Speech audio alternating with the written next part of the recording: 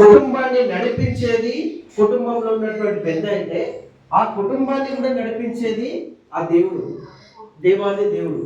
దేవుడే మన కుటుంబంలో హెడ్ ఆఫ్ ది ఫ్యామిలీగా ఉన్నప్పుడు, క్రీస్తు మన కుటుంబంలో ఉన్నప్పుడు ఆయన నడిపించే విధానము, ఆయన నడిపింపులో ఉన్నటువంటి ఆశీర్వాదాలు అమూల్యమైనవి. అది ఒక్కొక్కసారి మనం అనుభవించినప్పుడు అక్కడ ఏమైపోతుందంటే ఆయనను స్తుతించకుండా, ఆయనను ఆరాధించకుండా మనం ఉండలేము. ఇక్కడ కీర్తనకారుడు ఆయన జీవితాన్ని ఎవరికి ఇస్తున్నాడంటే, ఆయన జీవితం ఎవరి చేతిలో ఉందని చెప్తా ఉన్నాడంటే, యెహోవా నా కాపరి. నేను ఇక్కడ టెంపరరీగా ఈ ప్లేస్ లో గొర్రెలకు కాపరిగా ఉన్నాను. నా రోల్ ఏందో నాకు తెలుసు, నా బాధ్యత ఏందో నాకు తెలుసు. కానీ నన్ను సృజించినటువంటి దేవునికి నా బాధ్యతే కాకుండా నా భవిష్యత్తు తెలుసు అని ఇక్కడ స్పష్టంగా కీర్తనకారులు తెలియజేస్తా ఉన్నారు.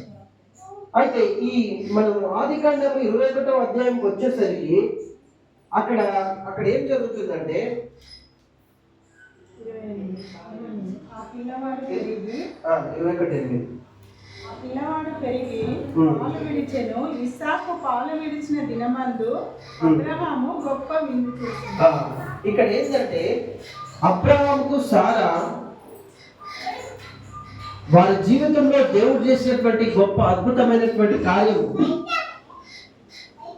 ఏంటంటే, చాలా ముసలితనంలో వారికి ఏంటంటే దేవుడు అక్కడ పిల్లలు ఇచ్చినట్టుగా, బాబుని ఇచ్చినట్టుగా మనం ఇక్కడ చూస్తా ఉన్నాం.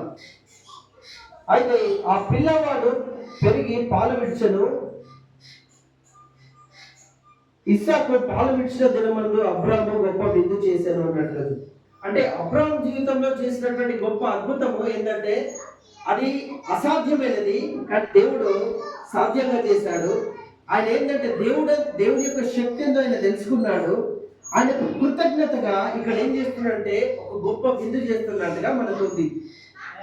దేవుడు ఇచ్చినటువంటి కుమారుడు, ఆయన కాపుదల, ఆయన సంరక్షణ, దానికి కృతజ్ఞతగా అక్కడ విందు చేస్తున్నట్టుగా మనం ఇక్కడ చూస్తా ఉన్నాం. అయితే ఇశ్రాయేలు ఆ యొక్క సంస్కృతిని కనుక మనం చూసుకున్నట్లయితే ఎప్పుడు పాలు అంటే వాళ్ళకి తాగనివ్వకుండా చూస్తారంటే అన్న జీవితంలో మనం చూసుకోవచ్చు.